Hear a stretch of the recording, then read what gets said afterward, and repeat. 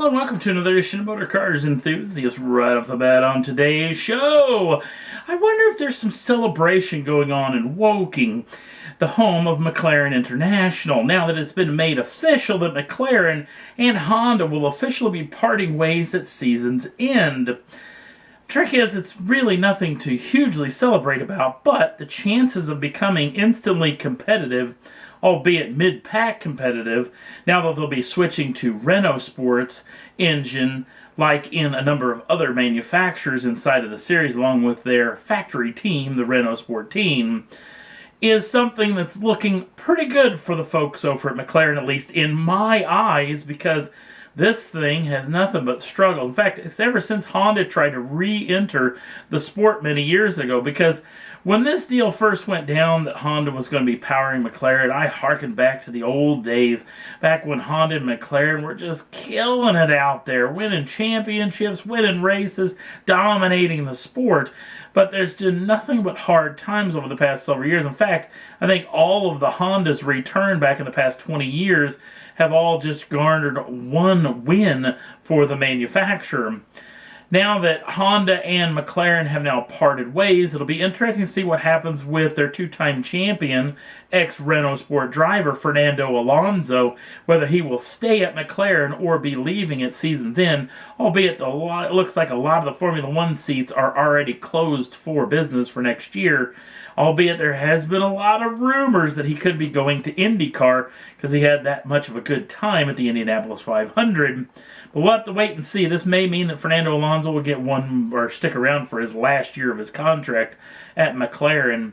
But if you're happy that Honda's gone from McLaren, but thinking maybe a little sad that Honda may be leaving altogether, I thought they'd be done from the sport, but apparently they have inked a deal with Toro Rosso, the Red Bull Junior team, and be powering their cars next year. I really hope that Honda can get a stranglehold on this engine and be able to make this power unit last races and be able to compete for wins once again. But we'll have to wait and see on that front. Sticking with McLaren's new engine of choice from Renault Sport, Renault's actually showing off the brand new Megane RS at the Frankfurt Motor Show. Now, the new Megane's been with us for about a year now, and it gets its first performance version for the folks over at Renault Sport. Now, this thing gets all the stuff that you were hoping for. It's lowered, better suspension, wheels and tires, braking systems all been advanced along with a lot of the styling. It's a very good looking automobile, very hot hatchish, if you will. The vehicle comes with a 1.8 liter turbocharged four-cylinder making 276 horsepower and 288 pounds-feet of torque. Now, this won't be the top of the tree when it comes to the Megane, because you know that Renault Sport Trophy Edition is going to be coming out very soon, possibly in the year 2018, so we'll hear more about it come then. But in the meantime, this is a fantastic little offering from the folks over Renault Sport. Boy, I wish they actually sold these over here stateside. Next up on the list, well, Mercedes-Benz and AMG's finally let us get a good hard look at the brand new Project One.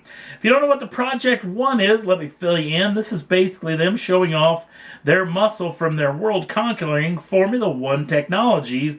Basically, this is somewhat of a Grand Prix car underneath all this bodywork. Now, I have to say, when I first saw this car, I thought, sweet mercy, that thing is ugly. Goodness gracious. Kind of face only a mother could love. Now, the trick is, the longer I kind of look at it, the more it's, alright, it's getting to look a little bit better and better. There's a lot of these modern-day hypercars being developed in the wind tunnel rather than being developed by designers to really look awesome. Actually, are looking a little bit on the funky side.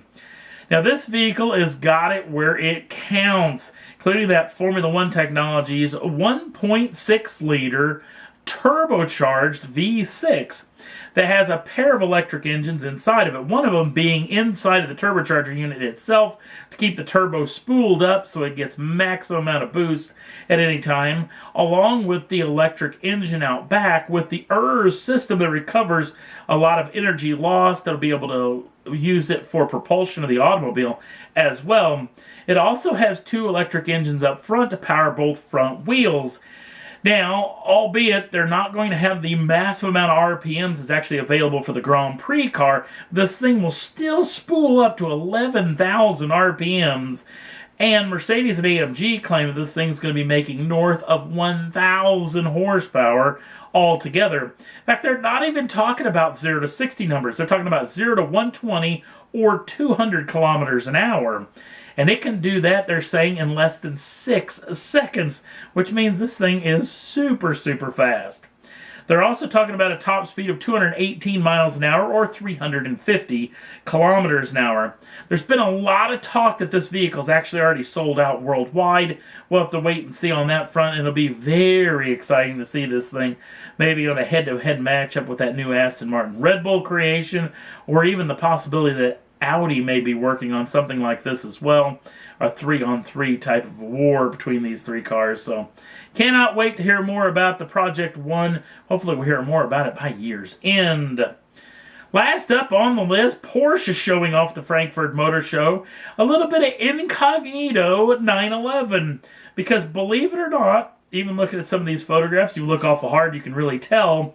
But a lot of the big giveaways are gone. This is a GT3. Now this is a GT3 Touring Edition.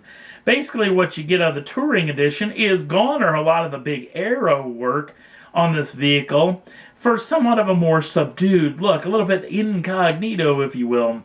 Now, albeit the front end of the car is exactly the same as the GT3, and it gets a lot of the aero work as well. But around back is where you really get to see the difference. Gone is the big wing, gone is the big rear diffuser, for something a little bit more everyday-ish looking. The vehicle still comes with the 4-liter, normally aspirated, flat 6, making 500 horsepower and 339 pounds-feet of torque. This thing will still be able to zing up to 9,000 RPMs. You can shift it through a 6-speed manual or a 7-speed PDK. 0 to 60 comes in at 3.8 seconds with a top speed of 196 miles an hour.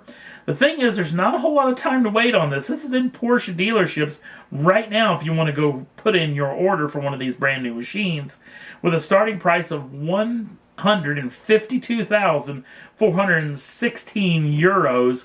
A lot of people are talking about this thing's going to be just a touch north of $143,000 here in the United States. That has yet to be made official as of yet. They're also...